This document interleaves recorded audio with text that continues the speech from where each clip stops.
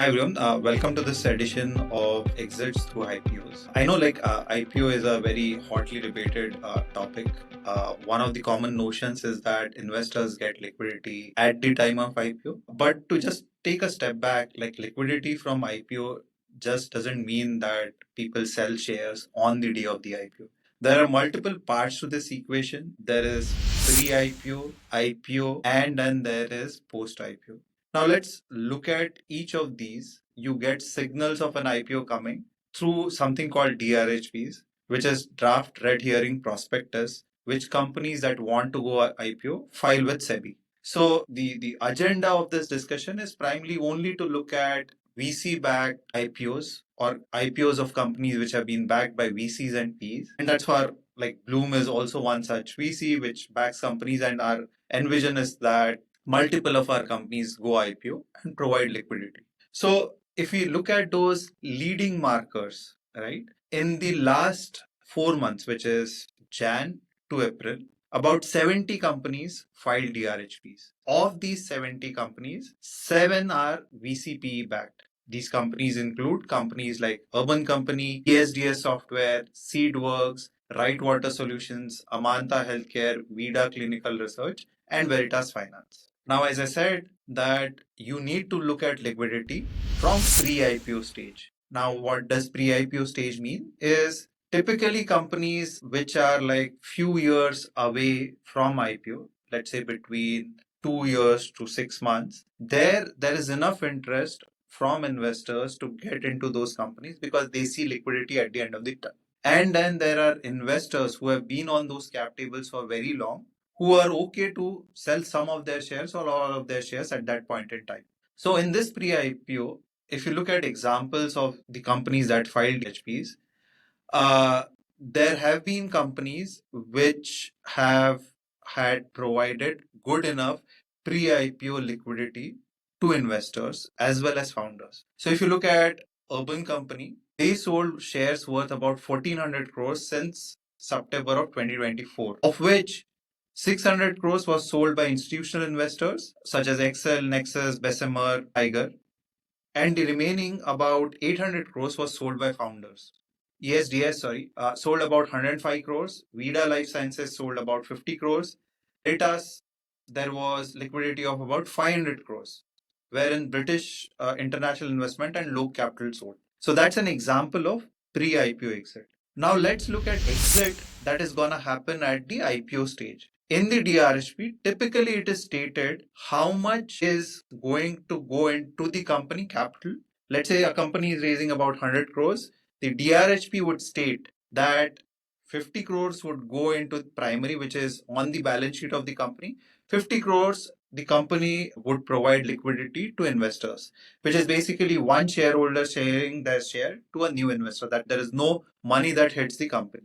So if we look at the DRHPs of Veritas Finance, there the total issue proposed is about 2800 crores, of which 2200 crores, up to 2200 crores. Why I say up to? It's a function of how the market prices the company on the day of the IPO. About 2200 crores is OFS. What is OFS? OFS is offer for sale, wherein existing shareholders are going to sell shares. Only 600 crores would go to the balance sheet of the company. The selling shareholders include investors such as Norwest, BII, Growth Catalyst, and Kedara. Now, if you look at Urban Company, in Urban Company, the proposed IPO is about 1900 crores, of which about 1470 crores is OFS. This 1470 crores is being sold by investors such as Excel, Bessemer, Elevation. Now, if we look at the section wherein what happened actually at the time of IPO, in the last 4 months, there has only been one VC-backed company which went the IPO, which rang the bell. It's Dr. Agrawal Eye Clinic. This was a 3000 crore issue size. So of this 3000 crores, 2700 crores was OFS, wherein investors such as BlackRock, Hyperion, Arvon sold their stake. So now let's move to the post-IPO piece. Post-IPO piece, one might think that one could just go to the share market, click a button, and your stock would get sold. But it has to be managed very delicately Because assume that a shareholder or an investor owns 20% in a company. If they want to sell, let's say, even 10% of a company, assume the market cap is 10,000 crores, 10% is 1,000 crore. Selling 1,000 crore in the open market is generally not possible because the company doesn't have that much liquidity. If at all it does have, it does create panic. We have seen historically in very large tech companies wherein the investors went to the open market and sold. That is called like investor liquidity creation. It just suppress the price of the stock. However, when those block trades are managed very well, the price is held very well. And that's what the suggestion that bankers give to most of these investors as well as founders, that block trades need to be managed well. So in the company called Northern Arc, 361 sold about 150 crores, which is about 5% of the holding of the company between March and April. Then in TBO Tech, about 13% of the shareholding. Now think of it, 13% of a company was sold. That size of block was sold, which was worth about 1850 crores by TBO Korea Holdings and Augusta TBO.